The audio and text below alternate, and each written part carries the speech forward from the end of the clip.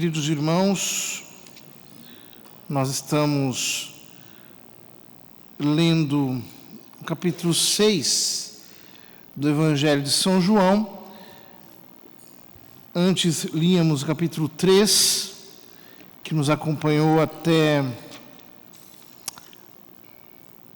a quinta-feira. Ontem começamos a ler o capítulo 6.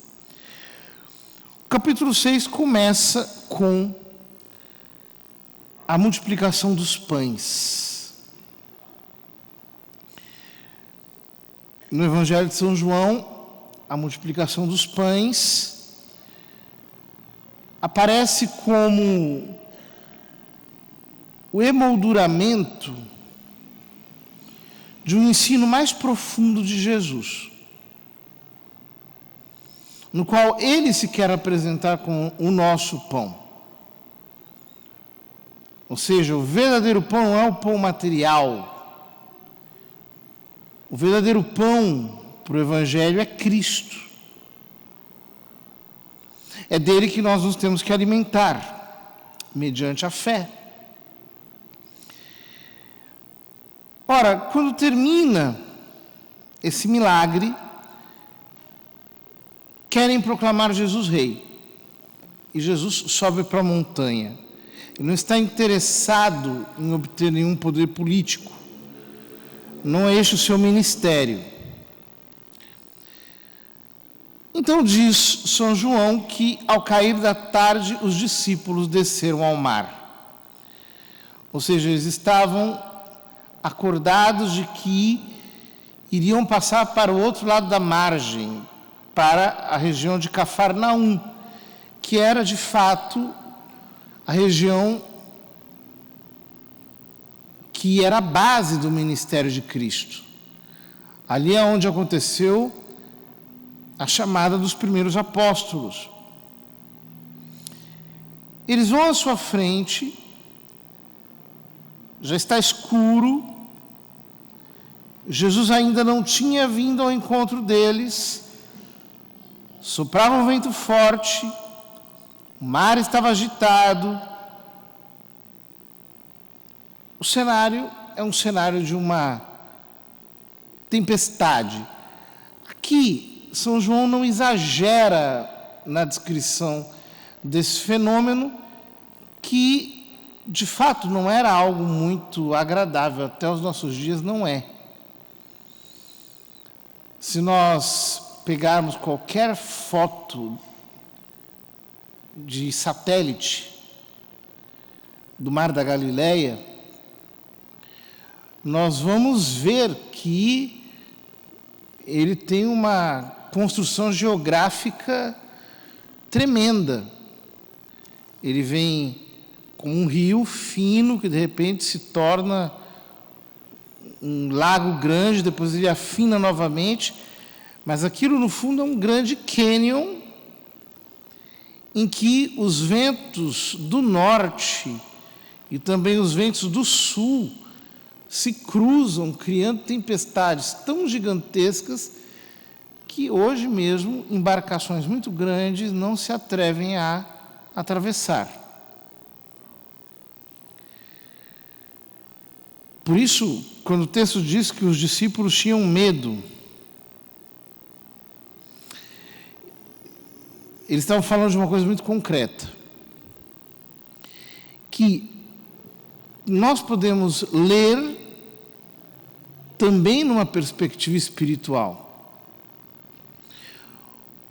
Ou seja, o cair da tarde pode nos falar da fé, dessa luz obscura da fé, desse crer sem ter visto, de que nos fala Jesus no final do Evangelho de São João, conforme lemos no domingo passado.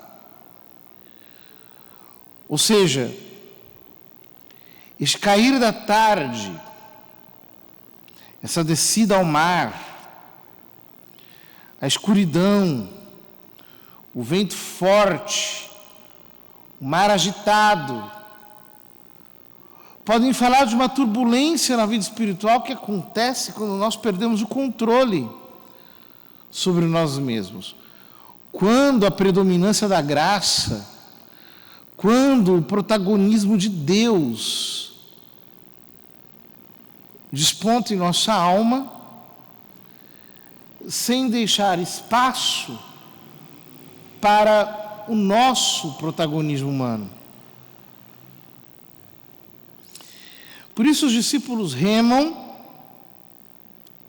aproximadamente 5 quilômetros,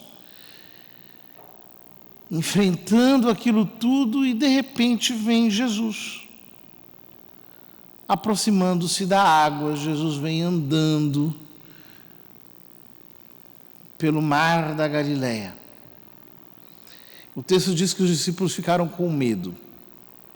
Por quê? Porque toda vez que Deus aparece, conforme uma imagem que nós não estamos acostumados, conforme uma expressão na qual nós não estamos habituados, nós ficamos com medo. Ou seja, nós não lidamos muito bem com o fato de que Deus é transcendente. Ele está para além do que pode ser falado. Ele supera as nossas descrições. Ele excede toda a nossa linguagem, seja ela de que natureza for. Nós não lidamos muito bem com isso.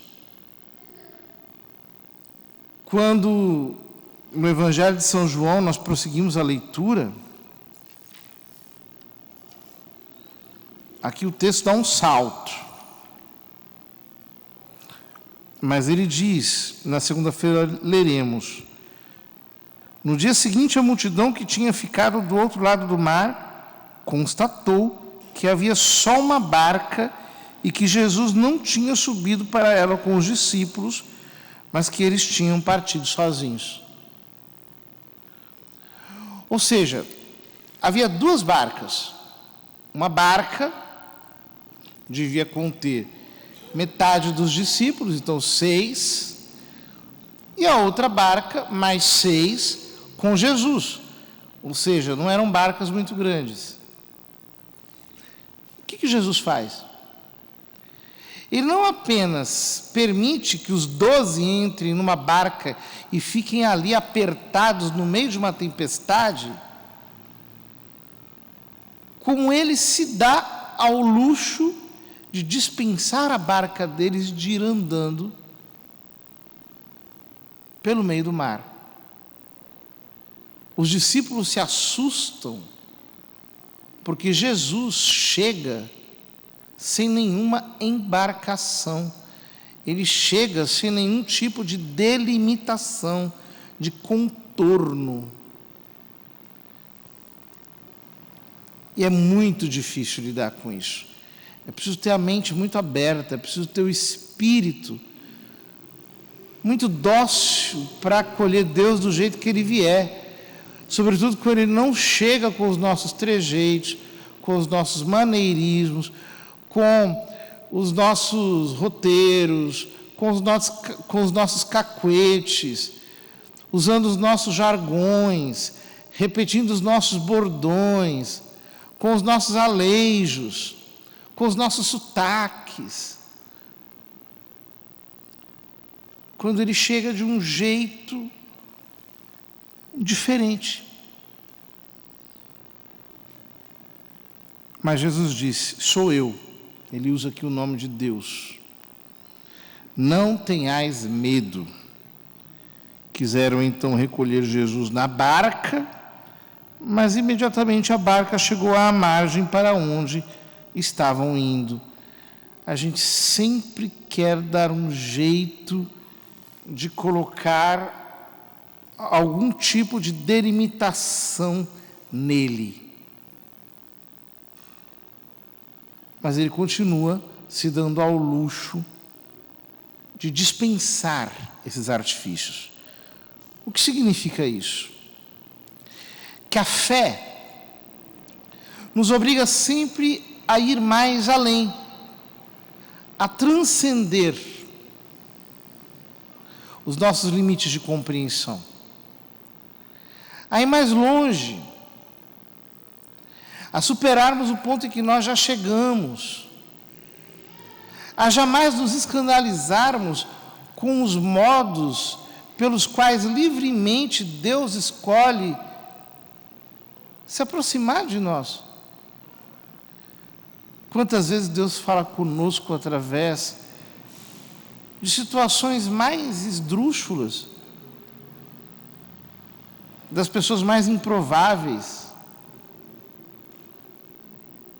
naquelas circunstâncias que nós imaginamos serem as mais inadequadas, de repente Ele chega e se manifesta. Quantas vezes nós, por exemplo, achamos que essa pessoa não é para nós a voz de Deus, ou Deus não pode falar conosco através dela, e é justamente essa pessoa que acaba sendo para nós um instrumento da misericórdia, da graça, do amor, do perdão, da reconciliação, da verdade, da conversão. Nós precisamos ter a abertura da fé na nossa alma, para assim permitirmos que Deus chegue até nós do jeito que Ele quiser.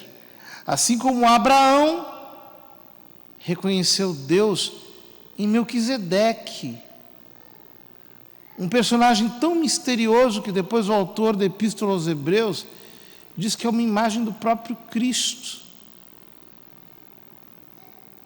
Quantos Melquisedeques existem por aí? Quantas vezes Deus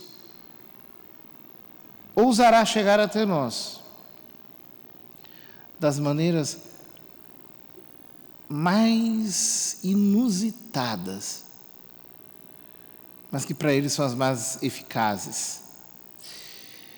Bendito aquele que não fechar a sua mente para as manifestações mais alternativas com as quais Deus nos quer visitar. Que nós não fechemos a porta do nosso coração para Ele, pelo contrário, que nós a tenhamos aberta, escancarada, de tal modo que o Senhor possa nos fazer verdadeiramente seus discípulos, ou seja, aqueles que se alimentam da sua presença gloriosa e ressurreta.